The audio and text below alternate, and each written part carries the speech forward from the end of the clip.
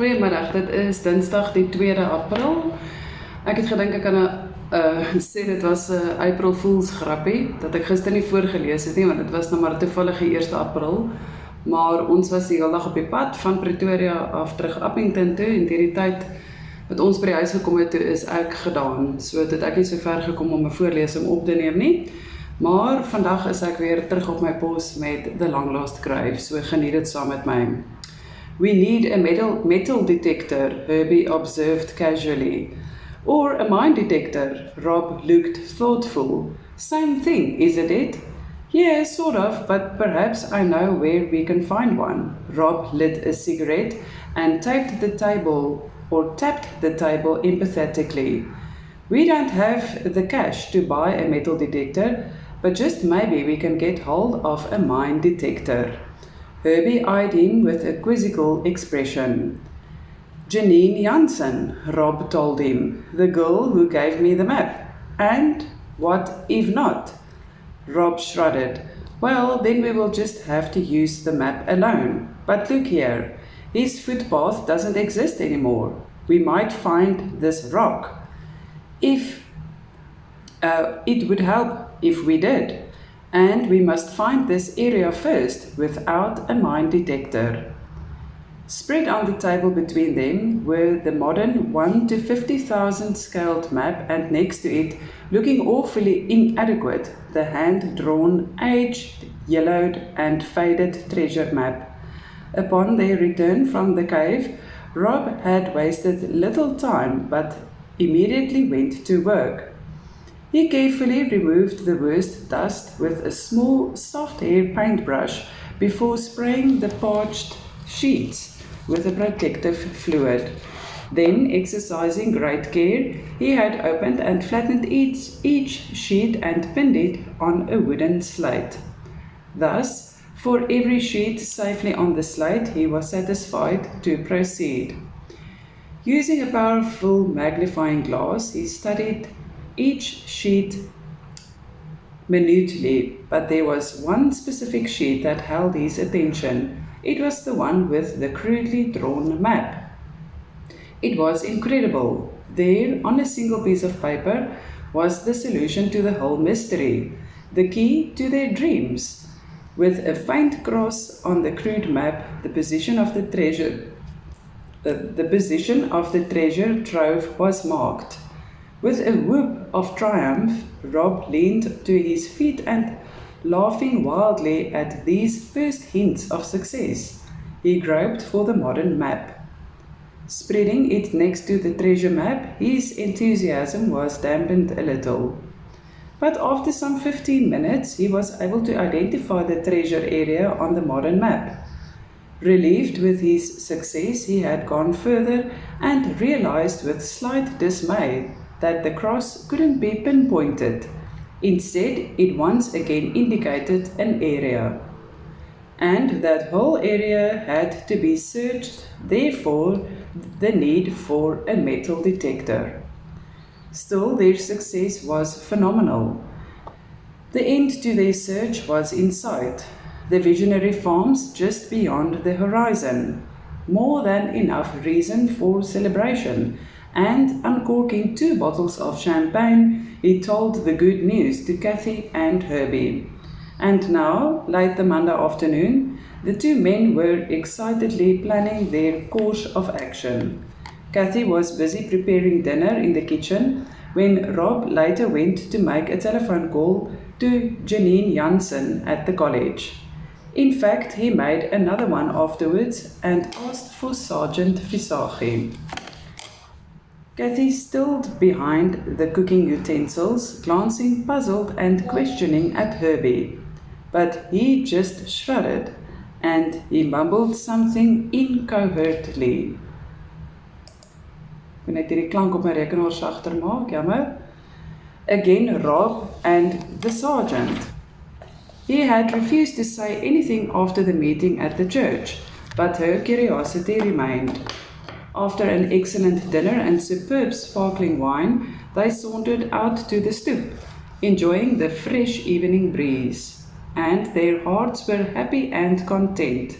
They were finally getting somewhere with the search. The end was in sight. Riding lazily the swells at her anchor, the wrecker lay serenely near the river mouth. Herbie chuckled dryly. Suckers! On the board, the atmosphere was strained as Ashley Gordon Forbes glanced at the silent faces around him. They were all there, looking disgruntled. Even Klaus Weber had come aboard earlier with Ashley. The latter was in a foul mood. He had spent a frustrating week in Cape Town, and upon his arrival he had to learn that not even the coin had been found, and that after a whole week's diving, it was enough to send his pulse rate up and his spirits down. But what could he do? Will Stein had assured him that they were spending maximum time underwater and had tried their utmost best, as the number of recoveries in the hold is ample proof of. But where was the gold? Ashley stubbed out of his half-smoked Corona. Well, he grumbled, I guess we have no choice but to continue and hope that it shows up soon. What are they doing? Sitting tight, watching us, and, of course, their futile attempt to let us drift ashore. Fortunately, I was still awake. Will furtively glanced across to Selina, experiencing a pang of regret and jealousy. They might try something again. Tony mused absently in the silence that hung over the saloon. No one commented. I didn't like it. Ashley was still thinking of the gold coins. We should have found something by now. I just don't get it. Maybe the divers don't do it right. Will's head snapped around to Klaus Weber. Don't tell us our business, Klaus. You're welcome to go down there any time. Maybe he will, Tony smirked. Taking your place? What? What is this? Alarm showed on Will's face. Just what do you mean by that? Tony shrugged. Maybe he will do a better job. You are too soft for this. And Will leaped to his feet in outrage. Ashley furiously struck the table. Shut up, damn you, he shouted angrily. This is my boat and I make the decision, so shut up. Fisher and Tony blanched as Ashley turned to him. We are in this venture together and we'll keep on searching until we find the gold, or till I decide otherwise. He paused, glaring sternly at each in turn. I want no more of this fighting, this underlying jealousy between you. Now, get out of here and go cool off somewhere else. The first one to start an argument again is out. Am I clear? Wordlessly, they dispersed to their quarters. You too, Ashley growled at Klaus, who stared back at him. Then he stood up and left, his mood somber. Damn, Ashley thought grimly. They better find that gold quickly, or he was going to have trouble with the men. They were all too tense, too worked up, and the cruiser not very large. And so far there had been very little success to cheer up their flagging spirits. But he had a feeling. Rob de Boer was awake and worried. Sleep didn't come. Frustrated, he reached for his cigarettes and the match flared brilliantly in the dark room. Next to him, Cathy was peacefully asleep, unaware of his troubled thoughts. Sucking on the glowing cigarette, he quietly listened to the roaring sea in the otherwise quiet night. But his thoughts were far away, almost 200 years back in the past, busy with the troublesome last days of the Liberty and Captain Martin's. Ragged phrases came to him as he recalled the passages from the book. Most of the heavy equipment is gone, but it is now only a matter of time before the ship will go down. I hope to reach the coast somewhere close to Algoa Bay. That way we might be able to save the gold. The monstrous seas are driving us to the coast with great speed. Still no improvement in the terrible weather. I hope we last through the night. We have spotted the coast close by, but the sight is discouraging. There are rocks everywhere. I have decided to abandon ship. She won't last much longer. We are going to try for a stretch of shore where there are less breakers. Presumably a beach. Last entry aboard the HMS Liberty. Rob sighed. Up to this stage, except for the storm and sinking ship, everything seemed under control. But the rest of the gruesome tale was very disturbing. The entry was only made after Martens had reached the cave. Pieces and phrases leaped to his mind. In the fury of the storm, I gave the command to let down the lifeboats. The first officer instructed the master to have the 3 unmarked crates from the captain's cabin being loaded in the second boat. It raised angry objections from the stricken crew, for it took the space of 3 men. My officers had to hold them off with leveled pistols. Only 3 of the boats reached the shore safely.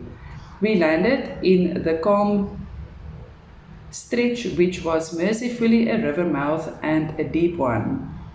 The gold was safe, but sadly there were only 13 survivors, myself and the master included, no other officers. The rest presumably battered to death on the savage rocks. Our immediate concerns was cover and protection. We would later search for more survivors. We carried the heavy crates to the shelter of an overhanging rock. The sailors, tired and cold, demanded to know what was in it, and I saw no alternative but to tell the truth. That evening, I noticed the furtive glances between some of the sailors and realized the gold wasn't safe at all. It had to be hidden. He buried the 3 crates separately that night under great secrecy and caution, while the exhausted sailors slept undisturbed. After all, they had no reason to expect my precautions. I discussed my plans with the master only. Once safely at Algoa Bay, we would bring a party back to recover it. And as only the 2 of us know the position, it is vital that one of us at least reach civilization. Early the next morning, the sailors discovered the gold was gone. The ringleaders were furious, and I warned them against their mutinous and treacherous spirit. Suspecting the more liable seamen to collaborate with us, the scene became ugly. I had to shoot one. Late afternoon, we discovered the bodies of 3 men, stabbed to death. Mutiny, treason. They demanded the gold, and I refused. The master and I stood alone.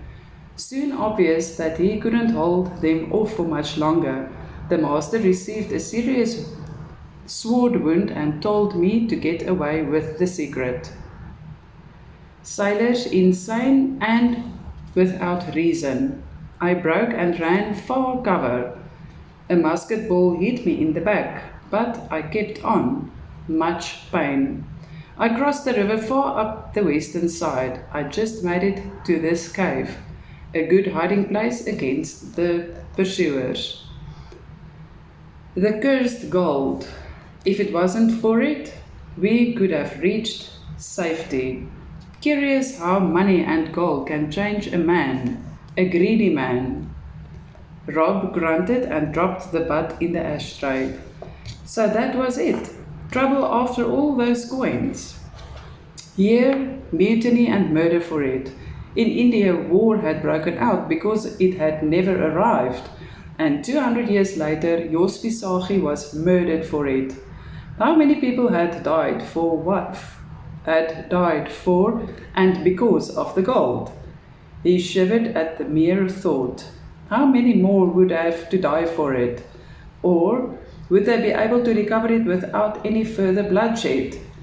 God protect us, he thought gravely. Wouldn't it be better to leave it all and get out while all was well? But he knew he could not. He was committed in more than one way, the farm and future on one side, the contract on the other. And he couldn't back out of that. As long as they could keep this new situation quiet, all would be well. But if Gordon Forbes and company would somehow find out, who knew what might happen then? More deaths? Possibly. Chapter 11. Janine Jansen saw the tail of the well-known BMW from behind the dense cluster of trees and swung her beach buggy onto the twin track leading to it. Her short blonde hair fluttered in the wind as she gunned the little vehicle with a monstrous roar over the 20-odd paces and braked to a halt next to the sleek car. "Anybody home?" she called as the engine spluttered and died. No one answered, and for a moment she glanced around the seemingly deserted camp with a baffled expression. Then she saw him, and her face relaxed into a smile. Herbie straightened and stared with a mild curiosity through the billowy cloud of dust surrounding the buggy. Then he saw the girl, saw her smile, and felt his heart trip. The two stared at one another for some time. Then, with an annoyed shrug, Janine alighted from the vehicle and in 3 quick strides stood in front of him, holding out her hand. "Hi, I am Janine Jansen, or just JJ. You are not Rob, but you are family. Are you his brother?" Herbie nodded, a sheepish grin on his face. "Herbie," he then mumbled, her hand in his. "Herbert de Bois. Ah, do you want to come in?" She smiled at the tall man, evaluating him. "You are taller than Rob, and yes, I would like to come in." "A beer? You can buy my heart with one." "Don't tempt me," he warned with a chuckle. "You have the metal detector?" "A mine detector, yes," she corrected and nodded. "Yes, and did I have a hard time trying to get one? Finally found one in Oudtshoorn and lied all the way through the paperwork." She took the opened beer and eyed him quizzically. Rob sounded very mysterious. "What's it all about?" Dollars," he grinned equally mysteriously. "Lots of it. But let's wait for Rob and Kathy." "Kathy, who is she?" "She is the senior conservationist here, and the one who nearly ran him over?" Herbie chuckled. "The same. It looks as if she had done more than just merely run him over." She stopped, appalled, as an idea suddenly occurred to him. But Janine laughed lightly and shook her head. "No, don't worry," she put him at ease. "There isn't and never was anything between Rob and me. We are just good friends." "But I'm not impressed, though, the way you told me about their meeting." And she grinned as she recalled the conversation. "I am not the marrying type," she also remembered. Herbie looked both relieved and a little pleased as he watched the girl. And he was pleased with what he saw. A girl with obvious self-confidence, strength, and she's also very attractive. Even as he studied her, he was being regarded with equal scrutiny and mild approval. By the time Rob and Kathy came back from Peter Crawford, the two were like old friends, cheerfully joking and laughing. "Hi, JJ," Rob greeted his friend with a quick peck on the mouth, but Janine was she was the innocence herself as she introduced the two. The two women faced each other coolly, and for a few brief moments there was a strange tenseness. The tall, dark-haired ranger and the short, petite, blonde soldier. Then Kathy relaxed and smiled friendly. "Hi," she greeted, holding out her hand. "Welcome to the park and the trouble." Then Janine too smiled and took the proffered hand, or the pro-offered hand. Rob breathed with relief. He was feared something more like the clash of the titans, but he also noticed the dreamy expression in Herbie's eyes. So that's it, he thought with satisfaction. Judging by his expression, Herbie had fallen head over heels for the pretty soldier. Later, huddled over the map, Rob briefly explained the whole situation to Janine. She nodded, and when he had finished, her cheeks were flushed with excitement. When do we start? She asked eagerly and smiled across the table at Herbie, who glanced at Rob. As soon as possible, the latter replied. You mean right now? Herbie threw a speculative glance at the sky. Sun is dropping and there's bad weather in the air. Rob nodded. This is the dangerous part. We must move before they realize that we are busy with something else, and the sooner the better, despite the weather. He looked up at grey clouds. How? He did not even notice the fast deterioration in the weather. Rain tonight would be pretty unpleasant, but perhaps for the best, he thought grimly. I must still test the detector, Janine pointed out. But my pack is ready. Good. Rob stood. Herbie can help you with it. We are off to pack and then we must move. Remember torches. Rob, Herbie interrupted thoughtfully. What about arms? I have my pistol. Me too, Janine added quickly, just in case. He stared at them, a sad but stubborn expression on his face. No, he said softly, no guns. But Rob, hell. Yes, why not? Asked Janine, surprised. Kathy said nothing. She knew. Herbie knows why not. He can tell you. Rob replied gruffly and stomped away with Kathy following.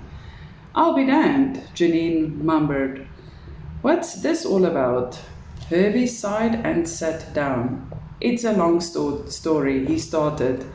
But in short, Rob killed 2 men 4 years ago, shot them with his service pistol. Shock and compassion showed on her face. Herbie continued. It happened one evening. Rob had taken a girl out to dinner and afterwards they strolled along the street doing window shopping. They were confronted by 2 gangsters. He warned them to get lost, but they paid no heed. They started molesting the girl and Rob knocked the one down. Both pulled knives and Rob pulled his 9mm Beretta. One threw his knife at him and Rob started shooting.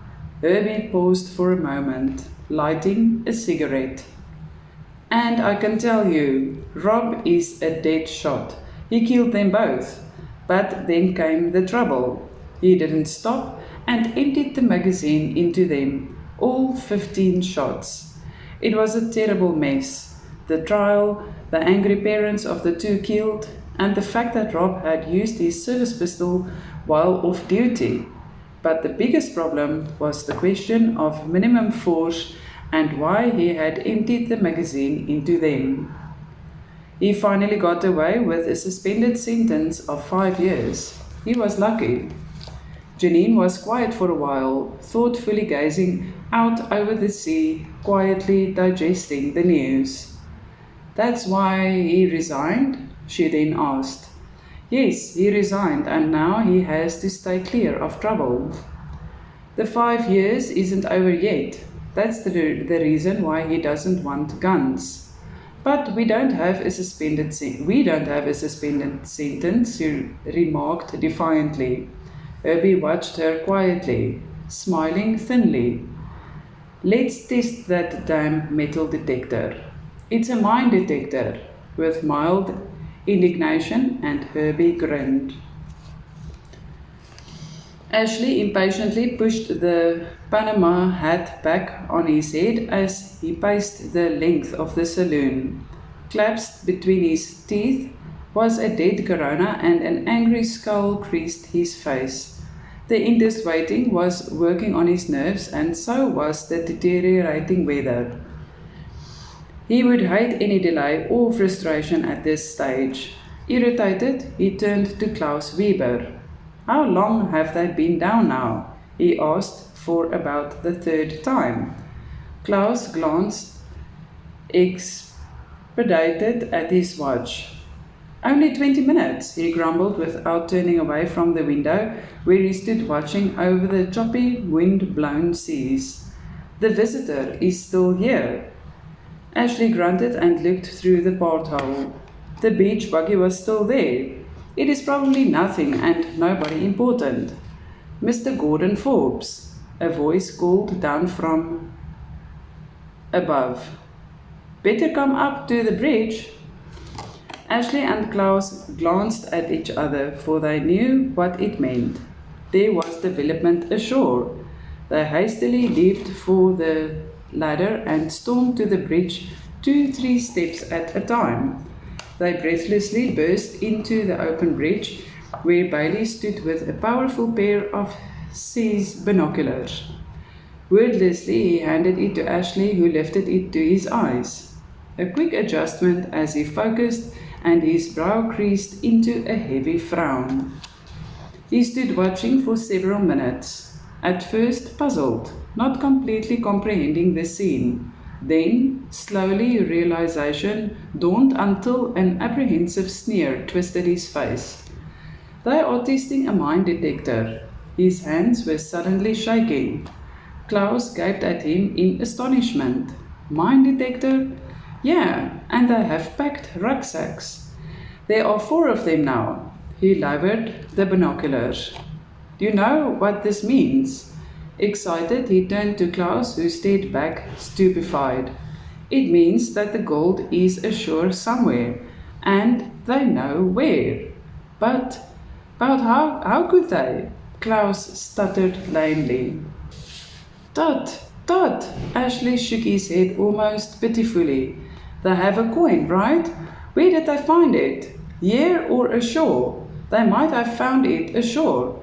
But it doesn't make sense, doesn't it? Why not? First, they found the coin and didn't know where it had come from. They visited the library and learned about the shipment aboard the Liberty. The Moor woman by chance happened to know where the Liberty was. So they first searched the wreck for coins. Or did it merely as a ruse? And we came barging in, either falling for their ruse or upsetting their plans. Now they simply continued to search ashore, unhindered. He briskly turned to Bailey. Call the divers up and let the men dress for walking. Also, have the Minitinians brought to the saloon. Be quick, we cannot waste much time. We cannot afford to lose them. What about Murray? Klaus had found his tongue again. Let's call him. And together they rushed down the ladder to the enclosed bridge, where the wide range of radios were located. Minutes later, Lieutenant Murray was informed about the latest development. 10 minutes later, dressed in khaki and all geared to go, Ashley poured a stiff whiskey for himself and Klaus. Grinning with renewed excitement, they saluted their imminent success and drank the raw liquor. Klaus shivered theatrically as it burned down his throat. He motioned shoreward. Don't you think we should just go and work the truth out of them? Ashley noticed the aggressive eagerness in the man's voice, the almost vengeful anticipation. He smiled inwardly. No reason for that, he replied mildly. You have already blundered once with the old man. This time we'll do it my way. Nice and easy. And once we have the gold, they will be all yours. Of course, he added with a smile, we cannot afford witnesses. Klaus winced at this reminder of Jos Visagi. Hell man, how was I to know that the old fool was aboard? You seemed happy enough at the... He paused, seeking the shock on Selena's face. Ashley, she said, you said it was an accident, that the fisherman was drunk.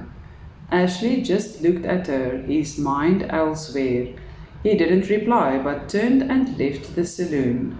Will, he commanded, you stay on board. Take care of the wrecker. Selina will also stay here. He led his well-armed raiding party into a smaller motorboat. The rain started to fall softly. Rob glanced at his watch and back towards the mountain. Perhaps they could still see the area before dark, and with a little luck, before it started raining too hard. Well, he thought decidedly, it is a go. Everybody ready? He called out loud as his 3 grinning companions nodded affirmatively. All set, ready and willing. It came dryly from Herbie in the rear, towering head and shoulders above Janine in front of him. Rob grinned and hefted his heavy pack. The rest followed suit, and behind him Cathy sighed dismayed at the dirty old slouched hat that was firmly placed on the thick crop of black hair, but she deemed it fit not to say anything. Let's go, he grumbled and walked from the tent camp. He led them at a firm pace along the footpath to the river and across the suspension bridge. The area where they were heading was roughly 2 kilometers northeast into the forest, and he did not want to loiter. To an extent, time was important tonight, for there were others waiting. He reassuringly touched the 2-way radio on his hip and wondered whether or not Gabby Wilson could have reached Walden Opperman by now. As they walked across the swaying and dipping bridge, he failed to notice the absence of the smaller motorboat at the wrecker, and it started to rain. Sergeant Mike Visagi stared at the computer printout. It contained all of the valuable information on Ashley Gordon Forbes and his activities, and it confirmed all Mike's own suspicions. Although there was nothing directly criminal or incriminating in the report, it was clear that the subject had undertaken many ventures in the past that left a vague hint of suspicion. But not once did he step out of line far enough for the law to take notice.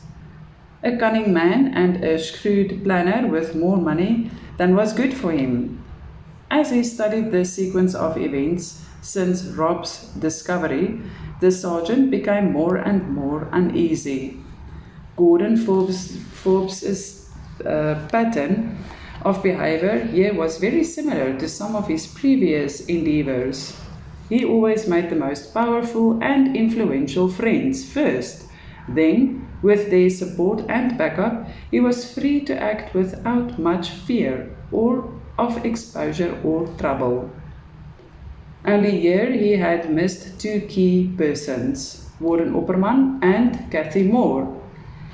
He neither considered Robert and Herbie de Bois, at least not their skill and determination, nor the warden and Cathy. But otherwise he was spot on. Klaus Weber and Richard Miller were just 2 examples of the many friends he had made, and there was Lieutenant Murray. Mike Visagi sighed and tossed the printout on his deck. The lieutenant was another story. Mike was unable to tell just how deep the officer was involved, or even whether he knew what it was all about. But then, it was him who talked Opperman into allowing the diving. It was him who had first suggested that Joss's death had been an accident. But that was actually murder. Was the lieutenant aware of it? And if he was, why then try to hide the fact, which actually made him an accomplice? Maybe he should confront his superior, Mike thought wearily. It did not look good at all. Everything indicated that his commander had to be involved. He had to know about old Jos, the gold and everything. Yet he had done nothing. What should he, as a second in command, do about it? Mike shook his head dismally and called through the connecting door for coffee. He was at a dead end and uncertain how to continue. He didn't have much of a choice but to keep the murder a secret until at least he had a more specific idea who the murderer might be. Who knew what might happen in the meanwhile? He would just have to talk to the lieutenant. He thankfully glanced at the policewoman who placed a cup of hot coffee in front of them. "The lieutenant in?" he asked absently. The lieutenant has just left," she replied. "As a matter of fact, he said he won't be back until sometime tomorrow, and if something should come up, we could contact him in the park." "The park?" The constable nodded. "Yes, sir, the Tsetsikama Park. He didn't say, but I think he's going to those boat people. One, I think Johnson, picked him up in the front, sir." He fidgeted, half embarrassed under his scrutinizing stare. "I know, because the Priya made a remark about them, and we all laughed. He said, Visagie held up his hand. "I don't want to hear," he said with a wry grin. "But tell the Priya he shouldn't discuss his seniors, and that I want to see him." At that moment, the telephone started to ring, and the constable escaped back to the charge office. Mike Visagie answered the phone. "Sergeant Visagie? Warden Opperman here." The line cracked statically. "Rob de Boer sends a message. He says, 'It's time.'" "Now, at this hour?" "Yes, they have left. He said you must arrange the pickup for early tomorrow morning." He explained the place and everything to Peter Crawford, who will be waiting for you at the bridge. Mike Visagie exclaimed aloud, 1,000 thoughts in his mind all at once. "Thanks, I will arrange it. What's the weather doing?" "It's raining and getting worse." He slammed the receiver down. They had gone after the gold, and the lieutenant and Dan Johnson had also departed hastily for the park. Hell, this looked bad. Did Gordon Forbes know, or was it just a coincidence? Unlikely, and if Gordon Forbes and his gang of cutthroats were going after Rob, the idea was chilling. There was going to be trouble. Tonight, tomorrow morning, might be too late. Daar is nou so 'n stukkie langer voorlesing vir vanaand, dan sal ons môre aand aangaan. Dankie vir jou ondersteuning, dat jy like, subscribe, share en die bel button druk. Geniet die res van jou aand.